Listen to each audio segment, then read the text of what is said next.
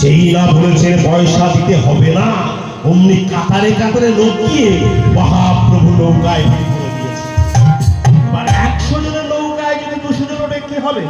নৌকা ডুবুডুবু হবে না? মহাপ্রভু নৌকা ডুবুডুবু। বাবা ওই দেখো প্রভু ডুবু করেন কলিযুগের মানুষ হচ্ছে মাৎসর্যপূর্ণ। কেউ যদি বিপদে পড়ে তাকে সাহায্য করতে যায় না, উপহাসটা বেশি করে। কেমন বলছে শাস্ত্র মহাজন বলছেন কলিযুগের মানুষ হচ্ছে কাকড়ার জাত, কাকড়া। কেমন না, এক ভদ্রলোক কাকড়ার ব্যবসা করে, তা হাড়িতে করে। আপনি কি করছেন? এই যে কাকড়ার হাড়িটা মুখটা খুলে রেখেছে, উঠে এলেই তো সবাইকে কামড়িয়ে দেবে। লোকটি বলছে কোনো চিন্তা নাই, আপনার নিশ্চিন্তে বসে থাকুন। বলে কেন? বলে হলো কাকড়ার জাত। কেমন একটা কাকড়া যখন বেয়ে বেয়ে উপরে উঠে নিচে পড়বে, ঠিক সেই সময় একটা কাকড়া গিয়ে ওর পাটা ধরে ফেলবে, ওকে কোনো মতেই উঠতে দেবে না। তাই কলির মানুষ আমরাও মানুষের বিপদে আরো বেশি করে আনন্দ উপভোগ করি, আর সকল সময় আমাদের পরনিন্দা পরচর্চা, নিজের দোষ আমরা কোনোদিনও দেখি। কেমন না, শিষ্য গেছে গুরুর কাছে দীক্ষা দিতে, গুরুদেব শিষ্যকে দীক্ষা দিয়ে একটি আয়না দিয়ে ছোলা, একটা আয়না দিয়ে বলছে যে এই আয়নাটা যার দিকে ধরবে তার দোষটা আয়নার মধ্যে দেখতে পাবে। যার দিকে ধরবে, শিষ্য যেই আয়না পেয়েছে গুরুর দিকে ধরেছে, গুরুর দিকে ধরে বলছে বাবা গুরু কি রাগি। এইবার বাড়ি গেছে, বাড়িতে গিয়ে মার দিকে ধরেছে আয়না, ইস মা ঠিক ঠিক করে। বাবার দিকে ধরেছিস, বাবাকে টিপটা যাকে ধরছে সবার ভিতরে দেখতে পাচ্ছে দোষ। 1 মাস হয়ে গেছে, গুরুর কাছে গিয়ে বলছে গুরুদেব আপনি যা আয়না দিয়েছিলেন জগতের সকলের দোষ আমার দেখা হয়ে গেছে, এবার ফেরত নিন। গুরুদেব বলছে কি রে, জগতের সকলের দোষ দেখেছিস, আয়নাটা একবার নিজের দিকে ফিরিয়েছিস, নিজের দোষটা দেখেছিস? বলে না, তা তো দেখা হয় নাই। বলে একবার নিজের দিকে ফিরা। এই বলে যেই না নিজের দিকে ফিরিয়েছেন, অমনি দেখছেন জগতের সকল দোষ তার হৃদয়ের মধ্যে ধরা দিচ্ছে। সঙ্গে সঙ্গে শিষ্য ওই গুরুর চরণে আয়না রেখে প্রণাম করে বলছে গুরুদেব সকল বিশ্ববাসীর দোষ তো আমার মধ্যে, আমার বুঝি ভজন সাধন কিছুই হলো না, তাই তোমার চরণে প্রণাম জানিয়ে জয় রাধে শ্রী রাধে বলে আসবেন তোম থেকে ভজন শুরু করবো, তোম থেকে ভজন সাধন শুরু করবো। তাই গৌর সুন্দর যখন হাসছে নিত্যানন্দ হচ্ছে, কিন্তু মুক্তি পেলাম কবে জানো?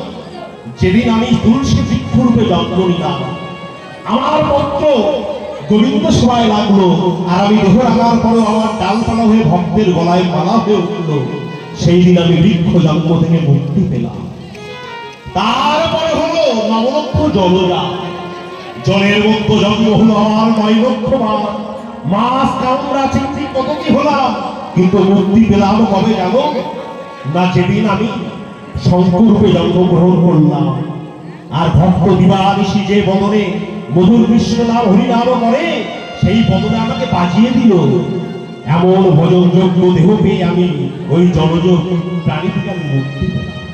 তারপরে হলো 10 লক্ষ অন্তর্জাল, দ্বীপের মধ্যে জন্ম হলো আমার 10 লক্ষ বার, কত পাখি হলাম, হাঁস হলাম, মুরগি হলাম, মুক্তি পেলাম কবে জানো?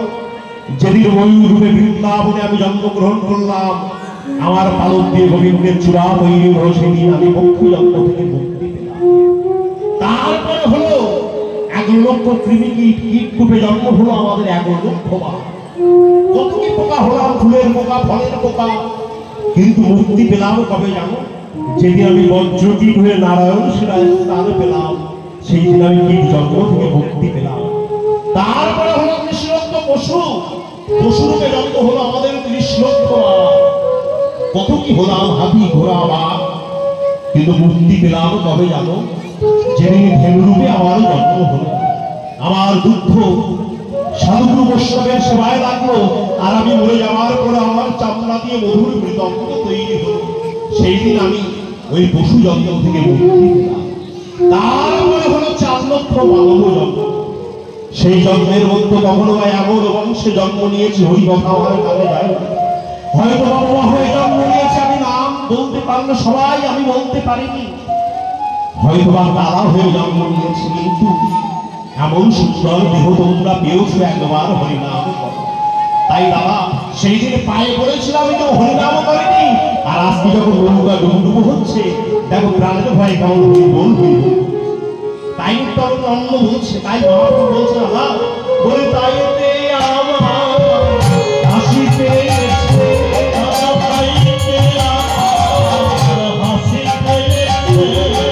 প্রাণের ভয়ে হরিব নিছে, তাইতে আমার হাসিতে